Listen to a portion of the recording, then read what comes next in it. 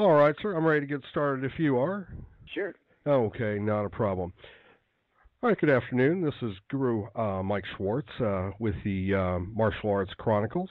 Today we have Sifu Tim Tackett of the Oakland School of JKD. Welcome. Actually, LA school. How do you do? And Mr. Tackett, it's wonderful to speak with you today.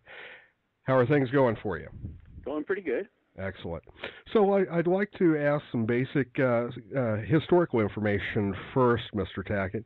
Can you tell me initially what started you out within the martial arts and what drew you to martial arts in general?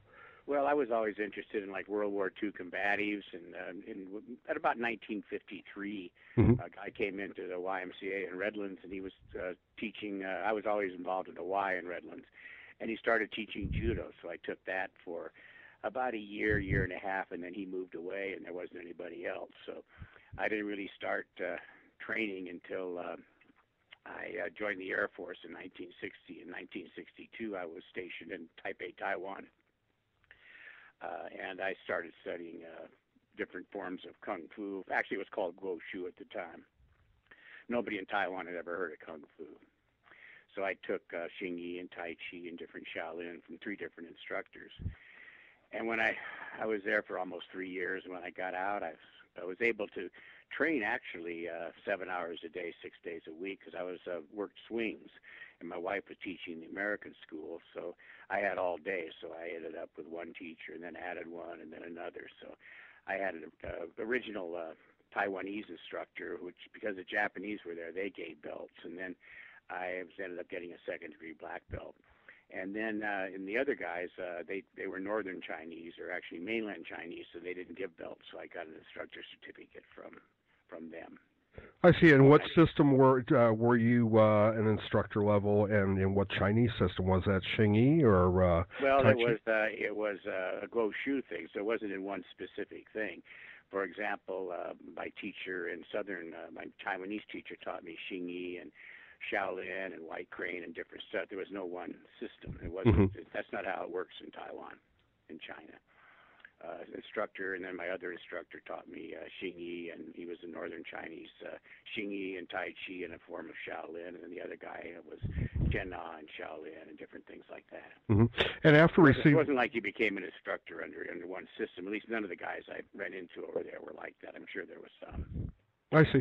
And so you became knowledgeable in several different systems under the same instructor. Would that be a correct characterization? Yeah, that's how it works. Yeah. Okay, I understand. And you say essentially that is the way most of the instructors worked within Taiwan. That's the way it seemed to be over there. I never saw one that was just teaching one thing, but I'm sure there was some.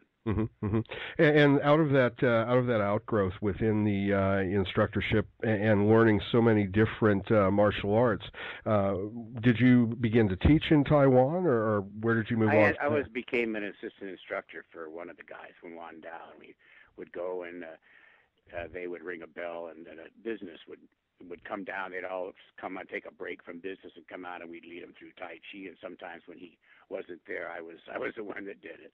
I see. And out of that particular situation, were you stationed elsewhere, or did you move on from there?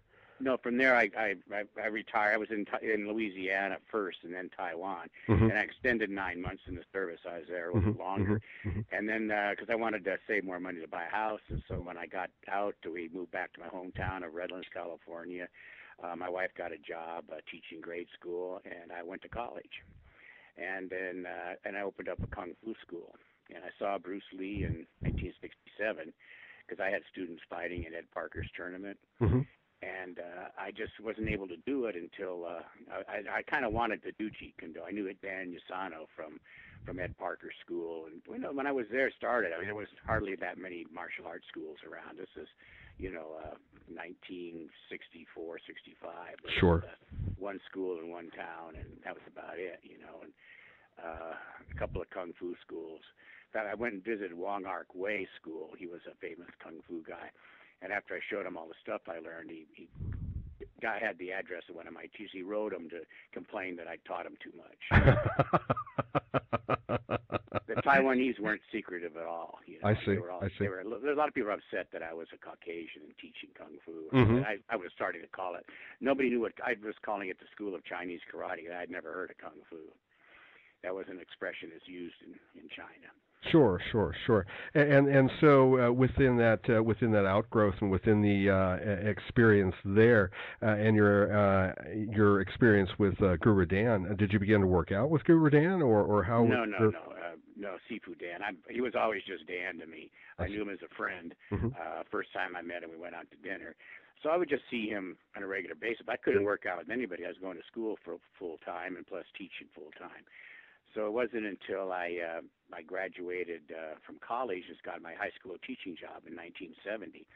I went to my first student, Bob Chapman, and I went to a Tai Chi school. He said, well, let's try to learn some more. Went to a Tai Chi school, and the guy said, do you know anything? I said, yeah, I learned Tai Chi in Taiwan. And so he had me show it, and he said he would take me as a student. And when Bob and I walked out, this Chinese guy followed me out. And he said, hey, you're not going to learn anything from this guy. My name's Dan Lee, and do you know, have you ever heard of Jeet Kune Do? And I said, yeah, I'm interested. Do you know Dan and Yusan? I said, yeah, I know Dan. He's a friend of mine. He said, well, here's his unlisted number. He has a small class. Bruce has just gone to Hong Kong, Mm-hmm. but he has a small class that he teaches in his backyard. Mm-hmm. So I called him up, and he said, yeah, it's no big deal. Come on down. There was only like about 10 Jeet Kune Do students at the time. That was about it. I see. And so it was very small. Nobody had heard of it. Nobody knew anything about it. It wasn't anything really. He just said it's no big deal. So I went in there, and we would do 2 hours of JKD on Tuesday and Thursday. And then afterwards, he said, anybody want to stick around for a half hour? We can do this, Filipino art called eskrima. So mm-hmm. we would stick around for that. But it was mainly a JKD school. In fact, JKD was taught there. There was no Jun Fan taught there. I see. And so if you could, can you tell me a little bit about what additional you had learned with Guru Dan that you felt perhaps was missing within what you had learned in Taiwan? You're talking about Jeet Kune Do? Yes, sir. Everything, pretty much. Efficiency, footwork, be able to move well. But one of my instructors, we sparred a lot, so at least I had that done. The Northern Chinese guys didn't spar, you know. Mm-hmm, mm-hmm. So there was a lot of stuff. I threw away maybe 90% of what I learned. What you had learned in Taiwan? Yeah. I see. And so, if you could tell me a little bit about that and what you found so special within JKD that you were able to remove 90% of what you had learned previously. Well, it worked. It would beat the 90% that I had. Mm-hmm. In other words, why do something that you already know, that you're learning something that can handle what you know? So you start throwing things away. There's no point in having 43 things to do something, mm-hmm. like 43 things to do a block when all you have to do is intercept that. Mm-hmm. So it just became very efficient, and you just start throwing everything away. And so at that time, did you also become a student of Bruce Lee's? No, he was in Hong Kong, but I was a student of Danny Asano's. But I was under. It was Bruce Lee's. It was the Jun Fan Kung Fu Institute, which was Bruce Lee's institute. Mm-hmm. So I don't know if I'm a first generation or a second generation, but I was studied for over a year and a half while Bruce was still alive, doing his curriculum. So I don't know. It is what it is, you know. Mm-hmm. And so I was with the people who were in my class mm-hmm. at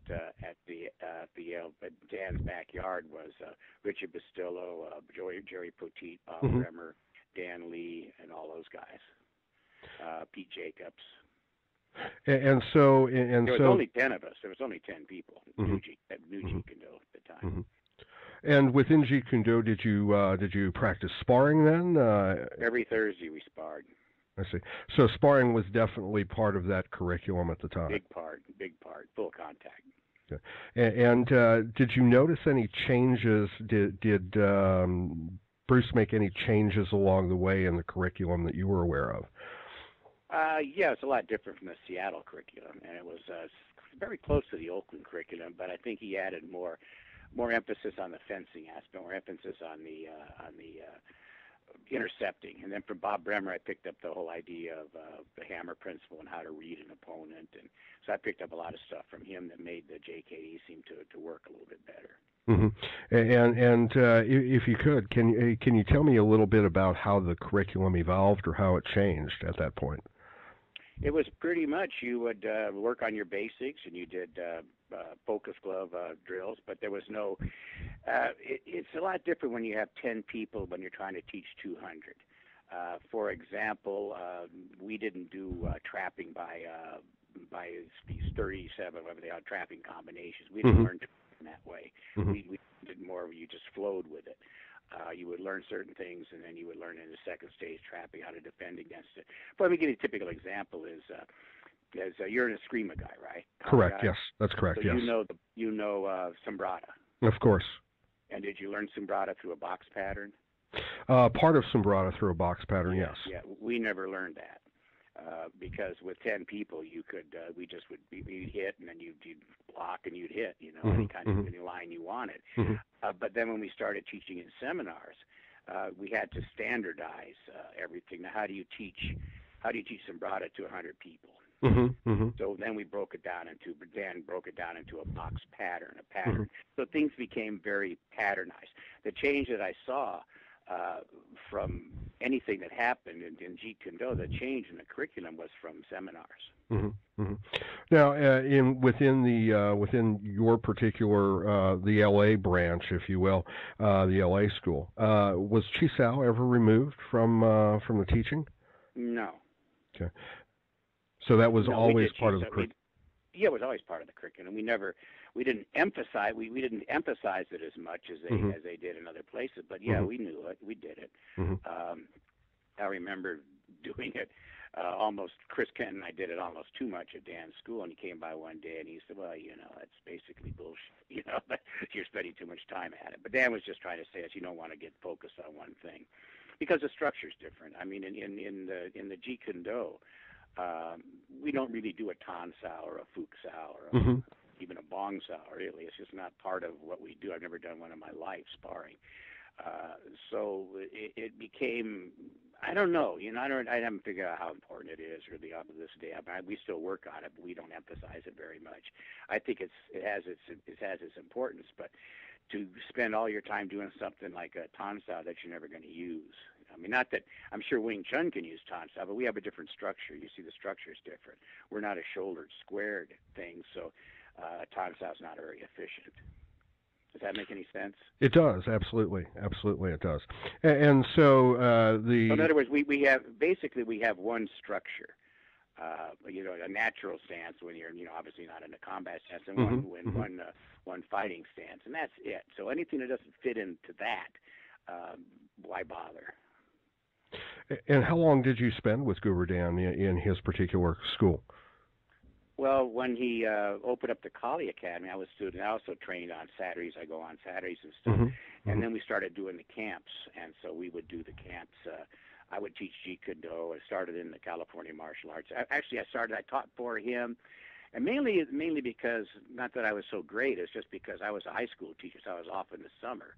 So, other guys were working. Richard Basilio was working for Continental Airlines, and, there wasn't like there was no Jeet Kune Do schools around, just Hmm. the Kali Hmm. Academy. Hmm. So he started with the Aspen School the second year there. He had to make the movie Sharky's Machine. So I got a chance to. He asked me then to do the teaching there for the month camp, and Hmm. from that the California Martial Arts Academy started. The Smoky Mountain Camp started. So I became. He no longer wanted to really deal with the JKD in a group situation like that. So I taught that, and with Larry Hartzell sometimes, and then Dan would teach the Kali. Okay. And so how does the nucleus method, I guess, of JKD, how does that differ from the combination of the JKD with Kali that's presently taught or that many instructors teach We today? never combined it. We never combined JKD with Kali. It was all taught individually, separate things. In other words, some guys who teach Hmm. different things like Kaz Magda. He has a CLOT class, he has a JKD class, and he has a Kali class. if we teach anything, I say, okay, this is a drill from Thai boxing that may or may not fit in. You don't want to do it on your first move, but we want to work on some of the Thai boxing. Bruce never taught the elbows and knees, so we added that, and we said this is from Kali, this is from Thai boxing, but we never mixed it. In other words, it's not a combination thing. There's no Kali JKD or Screamer JKD because the structures are different. The only thing that's similar is that you have a strong hand forward in both, actually. And so, did you ever have the opportunity to meet Bruce? Yes, I did a couple. Once I saw him in '67. I saw him at a tournament at Kubota's tournament. I wasn't studying then. I just said hello to him. He said hello, and we shook hands. That was it. As I said, I didn't have time to. I wanted to take it, but there was no way to do it. I had to drive to LA. So I was living about 70 miles out of Los Angeles. In fact, when I was studying with Dan, I was teaching high school. And then I would drive from my high school. I would drive about 50 miles to Dan's place, and then about 80 miles home. So that was 2 nights a week. So And as far as so your primary instructor then would have been Guru Dan within JKD. Is that correct? Yeah. Dan was my primary instructor, and then I picked up quite a few things from Bob Bremer, some things from Ted Wong that I hadn't seen. I knew Dan knew it, but maybe he didn't emphasize it. Bob Bremer was a big, strong guy, so his JKD was a bit different than Dan's. In what way was it different? Well, Dan would be more on footwork. Moving around, and of course a pot shot, hitting from the outside, moving around, because he's a small guy. Bremer would crash the line and just beat the hell out of you. He wanted to, but you started to move, he'd do a leg obstruction and tear your hands down and just hit you. It also is very detailed on how to punch. Bruce worked him a lot on exactly how you punch, like how much penetration is there in a straight lead punch. It's specific. It's not like anything. It's not a jab. It's not one of the 3 jabs. A straight lead is totally different. And so we really worked on that. We emphasized that. He emphasized the hammer principle, the leg obstruction, how to make some of the trapping really work in combat. It was all basically for fighting. Bruce was Bob Bremer was a guy that would have to. When he came into challenge, like Mr. Philadelphia, weight trainer came in and challenged at the L.A. school, was Bremer or Dan Lee that had to fight. Mainly it was Bremer. So Bruce spent some time with him on actual making it real simple. So I learned about 14 things from him that I had never really concentrated on with Sifu Dan. And so the 14 things that you would have learned from Mr. Bremer as opposed to Sifu Dan, what primarily was that? Precision on exactly how do you punch, how do you snap at the elbow, how the hammer principle, a drill to be able to read your opponent, to see it coming. How do you do a side kick? How much penetration do you do in a side kick with a water hose principle? Exactly how do you do it? It was very detailed, very, very detailed on how to do things. There was how to do a jet sow, which was totally different than any I'd ever seen before. That Bruce worked for them because he said the Wing Chun couldn't defend against it this way. The jam, some of the stuff you can see in Bruce Lee's fighting method. The jam was one of the things. We do a lot of that, and the leg obstruction was the one that changed everything the most for me. And in regards to the leg obstruction, what do you mean exactly by that? Leg trapping, or? No, the leg obstruction it's kind of hard to explain. There's one picture of Bruce doing it with Dan Lee. You come up with your shoulder squared, you slam your leg like a side kick into your opponent's shin, which obstructs anything he can do. So, for example, once we've gotten that and you control it, we don't worry about anybody punching us if we can keep the fighting measure, because we would just do a leg obstruction, tear the hands down and hit them. It's very, very simple, very, very direct, very easy. Now, Bruce, if you read the Don Little's books, where he has Bruce, the 1/3 volume, Jeet Kune Do, it has Bruce Lee's lesson plans in it. Have you ever looked at that?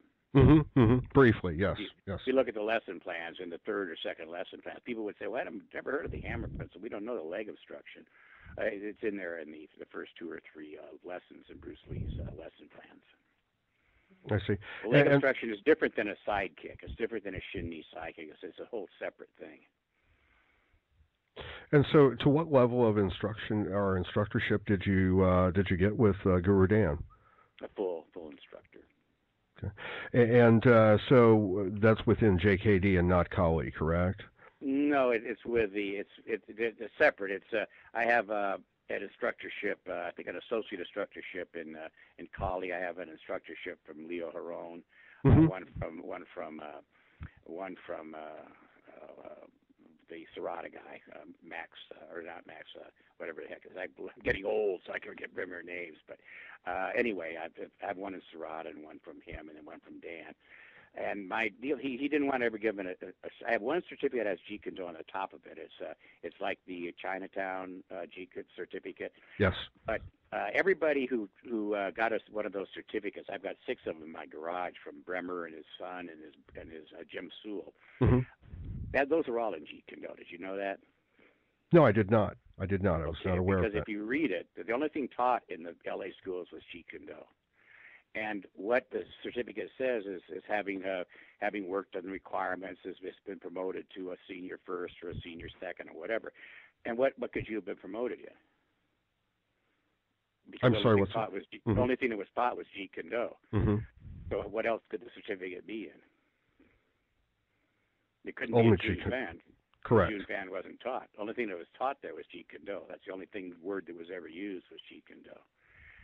So it says that, having filled the requirements, what were the requirements? Learning what was done there. What was done there was Jeet Kune Do. Mm-hmm. Mm-hmm. But and Dan, when he started teaching in the more publicly, mm-hmm. He didn't want to because it wasn't really a public school. The LA school was kind of a closed door thing. Mm-hmm. He didn't want to just have everybody in the world learning calling it Jeet Kune Do, and they didn't really understand it or know it. It takes too much effort, too much time in it. So he came up. We did the California Martial Arts Academy. The guy was going to have certificates. It was going to be in Jeet Kune Do because we were teaching Jeet Kune Do. That was what we were advertised as teaching. But Dan just says, I don't want that on a certificate. I want somebody to leave here with a certificate say you spent 1 week learning Jeet Kune Do. It just isn't. Bruce wouldn't like that. Wouldn't have liked that. Mm-hmm. Mm-hmm. So he said, call it Jun Fan, and that's how that thing started. I see. So when he started the Kali Academy. The backyard class moved over there, and we had a closed door class, a Jeet Kune Do class. Then he started 4 phases of Jun Fan. So when you got through those 4 phases of Jun Fan, you could be voted into the Jeet Kune Do class. That's basically how that worked. And then somehow, over the years, it became that there's a Jun Fan and there's a Jeet Kune Do. When there's really, I don't see any difference in it really. So in other words, it's all on the same. The Jun Fan you had to pass through in order to actually become recognized as JKD.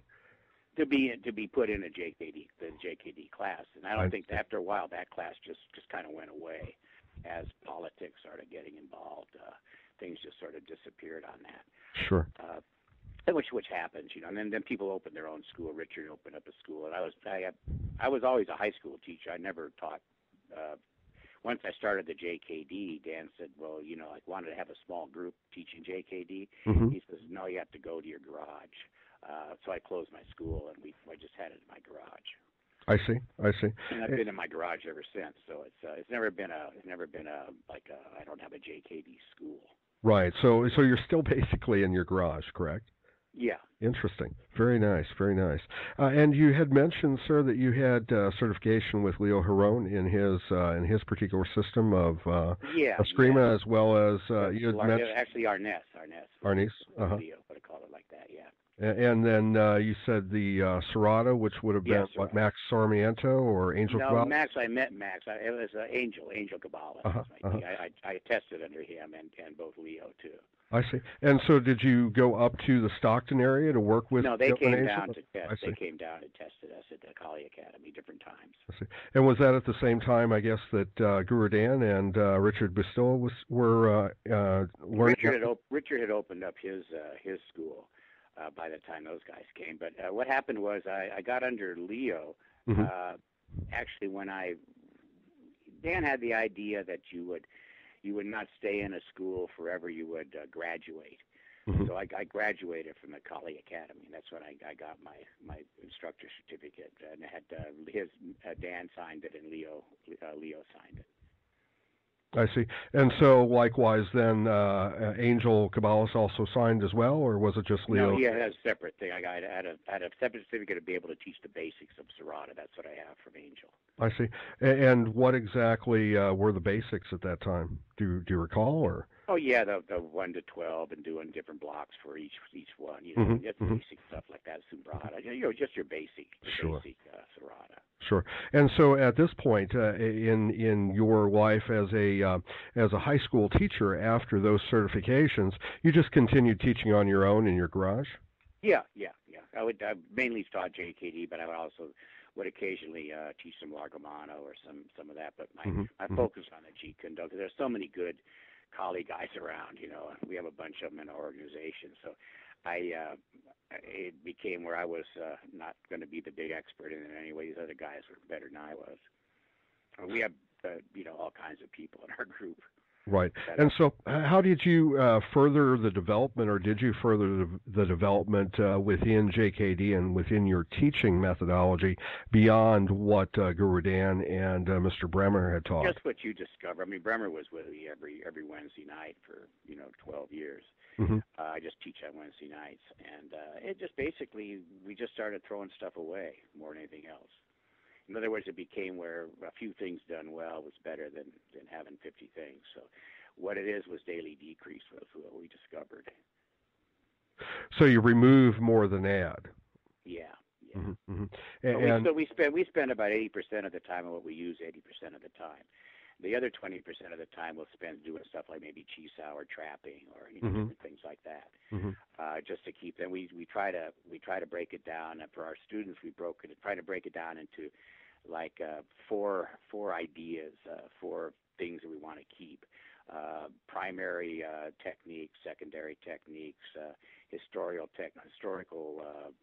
things like the different kicking sets that Bruce taught, and then things like that, and then maybe supplemental techniques like different things out of different arts. So those are the four things that we work on. We spend most of the time on the primary phase. So that's in our curriculum. We have those four phases in our curriculum. And that's what you still focus on today, is that correct? Yeah, that's what our students focus on. Yeah. Mm-hmm. Now, did you at our camp we'll spend our time working on all four of those areas, but spend most of the time on the primary tools. Sure. And also, did you have any time that you spent in Seattle or in Oakland with those particular schools, or did they come down? Mario Mandangle is one of our guys. He's in our board of directors, and so he's pretty much worked with us on a lot of the Oakland stuff. Which is mainly, it says a few drills are different. I spent some time up in Taki with those guys, but I didn't bother to learn it, to be honest with you. Not that it's not really good, but it's a different structure. Okay. What do you feel? What's the difference in the structure? The structure is more Wing Chun, where Jeet Kune Do is not a Wing Chun structure. If you look at the Seattle stance, it's a shouldered square. When you look at it, it's not a Baijong stance, so we don't stand with our shoulders square. So what they're doing doesn't work within our structure. So I'd have to go to their structure to make it work. And so do you find that the Seattle structure is less than what your structure may be? No, just different. I don't judge that it's not as good. They can make it work. It's just that it's not what I learned. Right. And so to me to go to Seattle and go to do that would not be valuable for me because I'd have to learn a different structure. And so I don't believe in doing more than one structure. I mean, it doesn't make any sense. It just doesn't work. Right. And so with that in mind, was the Oakland structure the same as the Seattle, or the same as? No, it was as more of a boxing structure. So the Oakland structure was different as well. Yeah, it's much closer. Yeah, Bruce started adding the boxing in this after that fight with Wong Jack Man. He started adding the boxing footwork, and the boxing to it. And then in L.A., we had that, but he sort of added more emphasis on the idea of intercepting and a stop hit and stop kick. And then the leg obstruction was sort of your defense against somebody who stopped hit or stopped kicked. If that makes any sense, so you have to kind of see it to understand that. So the leg obstruction is actually a defense against Jeet Kune Do. And so, in all actuality, then each particular school or methodology was different to some degree. To some degree, yeah. Yeah, but Oakland and LA are very close. Now, the Seattle guys, I mean, they're really good. They make it work. Jesse Glover was really, really good. Those guys are great. But it's just a different structure. You know? And the outgrowth of that presently, there are obviously many JKD and Kali instructors worldwide. From each individual school, or for each individual school of thought, are there different organizations as well? Oh, yeah, there's a bunch of organizations. Oh, shit, pot full. A lot of second, third generation guys have their own organizations. You know, they're all over the place. Right. You know, I mean, there's lots of them. There's some you don't even know where the hell they learned it. You know, there's some that have some that can draw a thing from father to son. In other words, that it's a lineage there. So there's Ted Wong has groups all over, and Jerry Petit has groups. I think Richard has groups, and then there's groups you go that are third generation guys that have studied from these guys, and they started their own organization. And then there's guys that break away from them and start their organizations. So it can be kind of a mess, actually. Right. And so do you involve grappling similar to the way Larry Hartzell involved grappling within JKD? Yeah, we have to do that. We have Jim McCann, who is really, really, really good at grappling. He's one of our instructors, and so at camps he'll teach that. I'm not very good at it, but we do spend time working on. But it's more of a street-oriented grappling, if you understand the difference in that.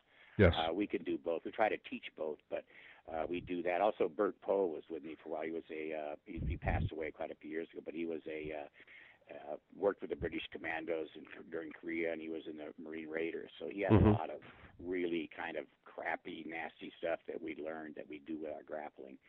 And then also we do have Richie Carrion in Florida has a group fighting in the ring. In fact, I'm going to be corner man for a pay-per-view fight in Providence, Rhode Island in May. One of our guys under the banner of Jeet Kune Do is fighting in an MMA type thing, a group that they have in New England. So I'll be there to help them. And so then Jim McCann has a lot of grapplers that he works with. Sure. So we haven't stuck with just the pure JKD. We mainly do the JKD for the stand-up, but we've been working on different arts for that. A lot of our guys are pretty good grapplers. I'm just not one of them. So as time passes, we'll probably see more JKD individuals that will enter into the cage, as it were. Yeah, we have some right now that are doing it, yeah. Good. Mr. Tackett, it's kind of hard because, you can't. The difference between being barefooted and doing a shin knee stop kick and doing it in cowboy boots is a different story. You know? Oh, absolutely. Absolutely. So there is a big difference there. Just the fact of the footwear, I mean, what you wear on your feet is a weapon, and so if you're just wearing, real soft shoes, it's a different ballgame than when you're wearing engineer boots or combat boots. Right, anything steel-toed at the very least, right? Yeah, exactly. Right. So your methodology of teaching is primarily streetwise. Yeah. And more reality-based in your JKD.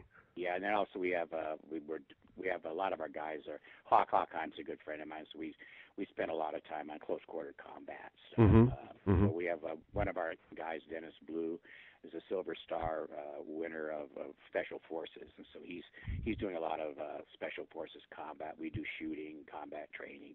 So there's a lot of that involved in what we do too. So it's reality training and in a real way. But our main focus is the stand-up. And mine is the stand-up of JKD. And in the future, in your near future, where do you feel your outgrowth or where your primary influence will be within JKD? Hopefully to this is what JKD is, because so many people are confused. A lot of people think that Gunting is part of Jeet Kune Do, for example. So there's all that kind of nonsense out there that this is JKD. I could see the JKD being lost because it became so seminar oriented and drills and stuff instead of making it alive. I saw that dying. So hopefully we've got enough groups out there now that at least keep it going. The real thing. And so presently you have a program that I've recently learned about that is essentially a distance learning program, correct? Yeah, but it's run by one of my instructors. I don't have anything to really do with it except I came up with the lesson plans. What it is, it's a way that we get so many people saying, "Can we learn JKD?" and then blah blah blah. Mm-hmm. We said, "Well, you can't learn it really through lessons, but you can get a small group together. You can't charge. You can work on these lessons. Mm-hmm. If you Mm-hmm. want to advance in that, then you have to come to the training camp, or you have to have a training. You have to come to a week-long training seminar, and then you might be able to be a level 1, which means you can teach a small group, but you can't charge any money. So, Mm-hmm. in Mm-hmm. other words, you can't just do the damn thing. And then but a lot of guys have had other arts and stuff, so maybe they're good. So far, we haven't had that many that we've made. We haven't had any that we've made a full instructor Mm-hmm. because you can't do it by looking at a video. You know what I Right. mean? Right. Right. So Right. the problem was we kept saying, well, how the hell could you get your message out there to these people and still kind of have integrity, Mm-hmm. not Mm-hmm. give away instructorship? So that's about the closest we could come to. You have these little training groups, and then they try to get together with us, and we have instructors around. I mean, we have full instructors in parts of New Jersey Mm-hmm. and Philly and different places, Florida, so Mm-hmm. they can make an effort to go out North Carolina, make an effort to go to them, and be sort of tested and checked on it, and but they have to be able to do it. You can't just give it to people. I mean, it screws everything up. Of course, But there has to be there's a lot some of that integrity. that's out there, though. A lot of instructors don't seem to know diddly squat. We just don't want that to happen, but we don't want to see it lost either. So we were in a quandary over years whether to do this or not, and then we started seeing all this stuff, and it just became, well, God, I guess he almost forced to do it in a way. Yes, to some degree, it does have to be that way with the digital age of information. Unfortunately, there's just not that many people out there. It's not like Taekwondo. There's not that many people out there who are qualified to teach JKD. Unfortunately, Mm-hmm. Mm-hmm. Mm-hmm. it really isn't. So what do? They can't come to you, and you can't. They don't have. It's not like you can go to a seminar. They don't have a school or just a guide who wants to get some friends together and learn. Right. Some of them have schools. Some of them have schools in other arts, and they want to learn it. So there's a possibility of that too. But Sure. And so you've seen some success with that program, then I take it. yeah, we've seen some success we see some pretty good people out there. We haven't made any instructors yet, but we see they're interested and they're getting groups together. And also one thing that was really good is we open it up to all of our instructors for free, Mm-hmm. so that we can all make sure we're all on the same wavelength.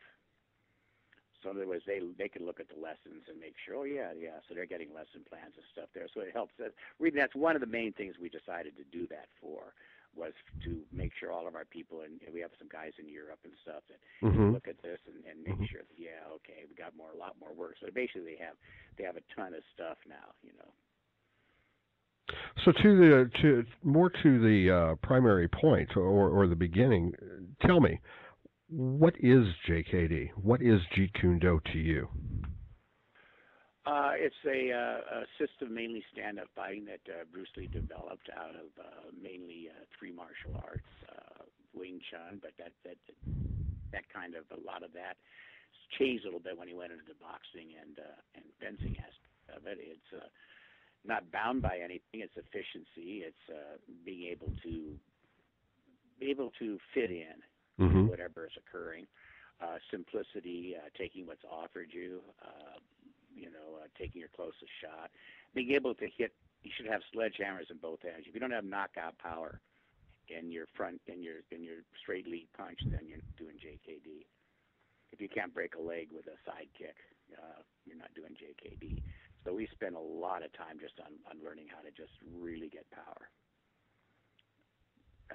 That's basically what it's about, because the intercepting, if you can't intercept with power, then you don't really have JKD. Mm-hmm. Mm-hmm. And being able to read your opponent, be able to see his preparation, be able to control distance, controlling time, that's part of JKD. Sure, sure, sure. And again, Mr. Tackett, where do you see yourself perhaps in 10 years and your fluence within I'm only JKD? 72 right now, so I don't know. Hopefully alive. That's about it. I don't look that far down the road, you know. I understand. And so you're presently doing seminars and doing camps I as do you a go? few. Yeah, we have our camp. Our camp this year is going to be in San Diego. We've had it in Florida. We've had it in New Jersey. Hmm. We've had it in different places. I think Hmm. we're going to do one in Sicily. Hmm. Oh, nice. Have Very a big nice. group. We're going to do a European camp in Hmm. Sicily. Hmm. Then I'm going to be doing the martial. One of my guys in England runs a big martial arts show over there, where he has people like Bill Wallace and stuff. So I go. I'm going to go this year again, and then have a JKD summit where we get some of the JKD teachers in England. But we Sure. made a big mistake last year when we had the JKD summit, because guys came in, JKD teachers, and they were doing Brazilian Jiu-Jitsu, and they were doing Oh, Kali. no. Oh, wow. So I want to make sure this year that if they do any of that, I don't mind them doing it, but if they say, okay, here's a principle from JKD, this is how it works in Brazilian Jiu-Jitsu, Right. efficiencies. So if they attach it some way to the philosophy of JKD, then I don't really mind. But just to show Brazilian Jiu-Jitsu in a JKD thing without explaining that, Right. Right. Right. I can totally appreciate that. Completely appreciate that. Yeah. But if you don't want to bow, don't want to. But at the same time, you don't want to be like these guys. There's a lot of guys say, if you can only do Jeet Kune Do, you can't do anything else. Well, that's Sure. stupid, you know. So that's dumb too. Bruce wouldn't want that. But at the same time, I want to have our JKD that he taught, and then I want to say, okay, here's other things that are really good that can help your JKD, as something out of Brazilian or something out of Thai boxing or whatever. Right, right, right. Absolutely, absolutely. And so, Mr. Tackett, since you're presently teaching, or you presently still have a school, commercial school, if you will, No, even I in your never had home. a commercial No, school. what I mean is in your garage or what have Well, you. we don't charge anything. You don't. No. And so, how does an individual in your area become a student, a personal student? They call, and if because I don't charge anything, you don't get as many students as if you charge $100 a lesson. Right, right. It's really weird, isn't it? But No. I understand that completely. but we have people we've had for quite a while, and Hmm. they call and say, "Can we come by?" And Hmm. they'll stay. And if sometimes they find it too difficult and they leave, sometimes they stay. And then we have a donation thing that you can put in, whatever you want to put in, Right, to help. right. Jeremy comes in and teaches, so we help his gas money to buy equipment. That's it. But we don't charge a cent. And so, as far as having you personally come in for a seminar, are you still open to that, or is that not? Yeah, I don't do too many, but Hmm. I do. I want to do more in the U.S. It's because I don't want to be having to go to Europe for 2 weeks at a time. And it's Hmm. kind of hard to Hmm. go for a Hmm. weekend and Hmm. make it up. But yeah, I'll come in and do a seminar for people. Yeah. And normally, how far in advance do you have to be booked for something of that But nature? I don't do that many. I maybe have one of every other month or one a month. I just don't do Hmm. that much. Hmm. Hmm. So it's you just have to let me know. And it's not. I don't charge a heck of a lot. It's 1,500 plus expenses for people I know. Right. And then it's 2,000 people I don't know. Sure. Sure. Sure. And so, if someone was interested in having you come in for a seminar, how does one get a hold of you? Do you have a website? Do you have a? Yeah, we have a website. We have a forum. We have a website. We Uh-huh. have all kinds of crap. Mainly, it's just my email, and you have that. So it's a T is in Tom, H is in Harold, my last name, Tackett @msn.com, and our website is jkdwednite.com, and our forum is jkdtalk.com. Okay, great. We also have we have an online magazine called Fighting Headquarters, which is not just a JKD thing. We have one of my instructors does that, all kinds of different things. There's a Martial Arts Uncovered magazine that's in England that one of my guys in England does. But we open it up to any art. So the Fighting Headquarters, Fighting HQ magazine has all kinds of stuff in it. And it's just right now it's a lot of YouTube stuff, but it's also helps promote us a little bit. Sure. Not a problem. Not a problem. Yeah. Well, we have a Facebook page. We have hmm Facebook. hmm Mm-hmm. Chinatown JKD is another thing. That's the lessons one. We have all kinds of stuff. It's gotten kind of crazy, actually. I have instructors that do all this stuff. I don't do any of it. I see. But it helps to promote and build JKD and the knowledge of JKD. That's what we want to do. Yeah, we just want to keep the real thing going. It's amazing how simple it really is and how difficult it is. Sure. How difficult simplicity is. Absolutely. How valuable it is. It really is. Absolutely. Well, Mr. Tackett, it's been a pleasure speaking to you. We certainly appreciate your time today, and especially being able to get your message out and how you represent JKD and the things that you anticipate in the future. I'd like for anyone who is definitely interested in JKD, I recommend Mr. Tackett and his methodology, of course. His knowledge is beyond reproach, otherwise I wouldn't be speaking to him today. So again, Mr. Tackett, it has been a pleasure speaking with you. I do appreciate your time, and I'd like to thank you. Oh, well, thank you very much. Enjoyed it. Thank you.